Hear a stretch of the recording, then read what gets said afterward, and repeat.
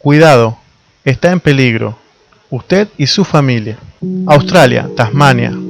El puente del lago Illawarra colapsó el 5 de enero de 1975 a las 21:27 minutos. La imagen de Frank Manley y su auto Monaro GTS modelo 74 colgando sobre el borde del puente colapsado sigue siendo uno de los más conmovedores recordatorios de ese fatídico día de 1975. El 5 de enero de 1975, a las 21:27 minutos, en Tasmania, Australia, el puente que cruzaba el lago Illawarra colapsó.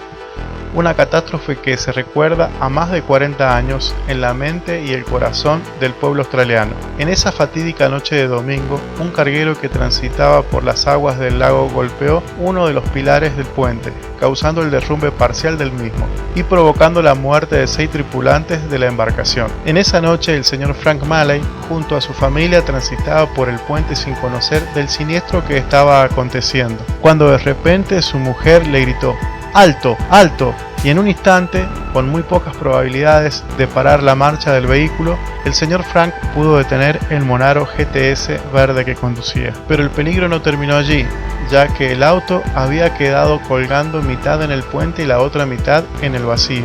Con cuidado extremo y con los nervios destrozados por las circunstancias que parecían sacadas de una pesadilla, lograron salir. La angustia no había terminado, ya que aún les quedaba algo por vivir que les impactaría para siempre. Levantando sus brazos y agitándolos como una señal de advertencia a los conductores que se acercaban a gran velocidad, Frank y su familia quedaron atónitos al ver que muchos de ellos no detenían su marcha, ignorando su advertencia e incluso mirando a la familia como si estos estuvieran locos, mientras se acercaban a su final, el que ignoraban totalmente. Por suerte, algunos se detuvieron y lograron bloquear el puente para que nadie más sufriera ese fatal destino. Lamentablemente, solo después de que 5 personas más murieran al saltar con sus vehículos al vacío. Te quiero hablar de una situación parecida a la antes mencionada, pero que ocurre en nuestros días y a un nivel espiritual.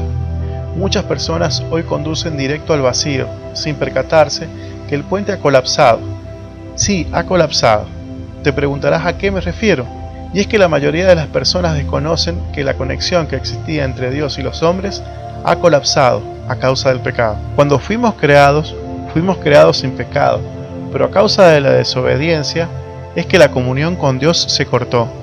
La Biblia dice en Romanos 3:23, por cuanto todos pecaron y están destituidos de la gloria de Dios. La Biblia también dice en Romanos 6:23, porque la paga del pecado es muerte, mas la dádiva de Dios es vida eterna en Cristo Jesús, Señor nuestro. Y es de esto que te quiero hablar hoy, de la misión que tenía Jesús. Muchos escucharon que Jesús vino a la tierra, pero no tienen muy claro el porqué. La misión que le encomendó el Padre, Dios mismo, era muy especial, porque Él iba a reconciliar al ser humano con Dios. En la antigüedad, el pueblo de Israel, para que Dios perdone sus pecados una vez al año, sacrificaban un corderito inocente porque no tenía nada que ver ni tenía por qué pagar las culpas del pueblo. Sin mancha, debía de ser de un solo color. Dios ve el pecado como una mancha en nuestra persona. Debía ser primogénito, el primer hijo de la oveja. La sangre de esta víctima inocente era derramada en un lugar llamado propiciatorio, en pago por las culpas del pueblo, y durante un año era cubierto el pecado. Y esto es porque Dios tiene características que no siempre son descriptas. ¿Cuáles son? Sí, es cierto, Dios es bueno y nos ama, pero también es un Dios justo y no puede pasar por alto las leyes que Él mismo estableció. La paga del pecado es muerte. Y es aquí cuando entra en la historia del hombre Jesucristo. ¿Quién era Jesús? Entre otras cosas, era el primer hijo de María, el primogénito. Los apóstoles e incluso sus hermanos, otros hijos de María, dieron testimonio de que Él caminó por este mundo sin pecar, cumpliendo todos los mandatos que Dios, el Padre, había establecido. Cosa imposible para los hombres, ya que hasta nuestros días no se ha encontrado ni uno solo que haga lo bueno, solo Jesús. Si eres honesto contigo mismo, te darás cuenta que nadie ha podido cumplir los preceptos de Dios, excepto Jesús, quien anduvo sin mancha, como dieron testimonio sus contemporáneos e incluso su familia, que vivieron con él. Enumeremos las similitudes con aquel cordero sin mancha. 1. Primer hijo. 2. No tenía mancha. y por tanto 3 era inocente. Es por eso que Dios incluso proveyó Él mismo el Cordero para el sacrificio, para perdón de nuestros pecados. Juan el Bautista, quien anunció el tiempo de gracia que se allegaba, dijo así: «He aquí el Cordero de Dios que quita el pecado del mundo», haciendo referencia al Cordero de la Antigüedad, pero hablando de Jesús. En Juan 3:16 el apóstol escribió: «Porque de tal manera amó Dios al mundo, que ha dado a su Hijo unigénito, para que todo aquel que en Él cree no se pierda, mas tenga vida eterna». Pero es importante que sepas que esta salvación, que si bien es para todos, no todos se van a beneficiar de ella, ya que como en aquella noche en el puente de Tasmania, muchas personas seguirán de largo, ignorando los hombres de Dios que anuncian su juicio, y como así también su provisión para perdón de pecados.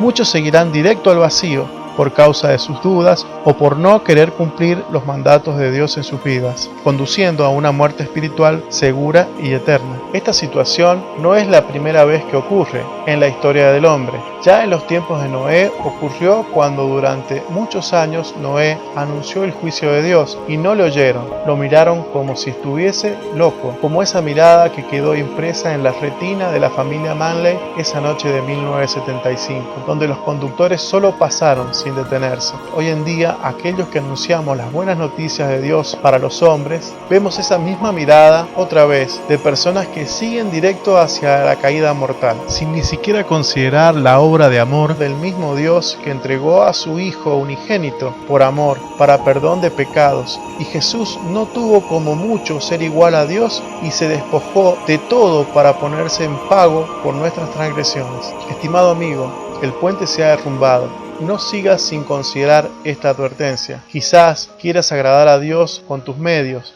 siendo una buena persona, ayudando al necesitado, siendo un buen padre, todas cosas buenas para todos, pero insuficientes para alcanzar el perdón de Dios. O simplemente usted no crea que Dios existe. Así también creyeron en los tiempos de Noé. No tenga en poco el sacrificio del único Hijo de Dios en la cruz. Considere estas palabras, porque quizás sea el último llamado que Dios le haga para volverse a Él. La salvación viene de los cielos y es algo que no se puede comprar ni alcanzar con las obras de nuestras manos. Piense en esto: ¿usted de alguna manera podría pagarle la vida de su Hijo Jesús a Dios?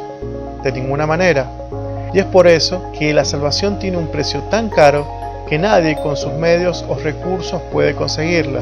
Y es aquí cuando vemos el increíble amor de Dios, que hizo de la salvación algo gratuito, accesible para el pobre y también para el rico. En este momento descubrimos una palabra: gracia, que quiere decir un regalo inmerecido, y es por gracia que se pudo restablecer la conexión perdida con el Padre que está en los cielos. En Efesios capítulo 2, versículos 8 y 9 dice: «Porque por gracia sois salvos por medio de la fe, y esto no de vosotros, pues es un don de Dios, no por obras, para que nadie se gloríe». Pues es don de Dios, nos habla de un regalo de Dios, y luego sobre la gracia nos dice: no por obras, para que nadie se gloríe. Gloríe sería como enaltecerse por sus logros.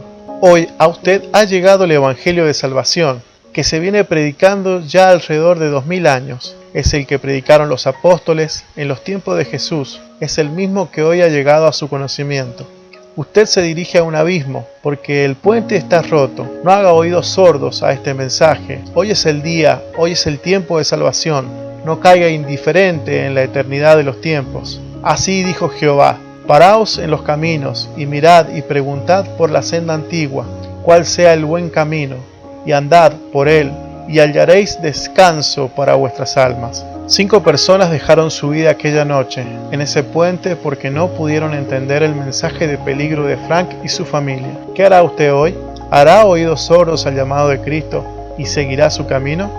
Cuando un grupo de personas le preguntaron a los apóstoles de Jesús qué debían de hacer para ser salvos, Pedro les dijo: arrepentíos y bautícese cada uno de vosotros en el nombre de Jesucristo, para perdón de los pecados, y recibiréis el don del Espíritu Santo. Estimado amigo, hoy usted, donde quiera que esté escuchando este mensaje, puede pasar a ser parte de los salvos por el gran sacrificio de Cristo en la cruz. ¿De qué manera? Solo yendo a Dios en oración y pidiendo perdón por sus pecados, por su manera de vivir alejada de Él, arrepintiéndose de verdadero corazón y aceptando que la obra de Cristo en la cruz fue para restaurar aquel puente que estaba caído entre usted y su Creador. Y cuando termine su oración sencilla pero verdadera y con todo su ser, dígale a Dios en el nombre de Cristo, quien es el único que merece la honra y la gloria, por esta gran obra de amor que hizo en la cruz. Dios te bendiga. Si en este día usted decidió restaurar su comunión con Dios, contácteme para que estemos enseñándole acerca de su nueva relación con Dios. La Biblia en todo momento nos invita a congregarnos con los que han creído en Cristo, para honrarle, alabarle y llevarle el mensaje de salvación a otros.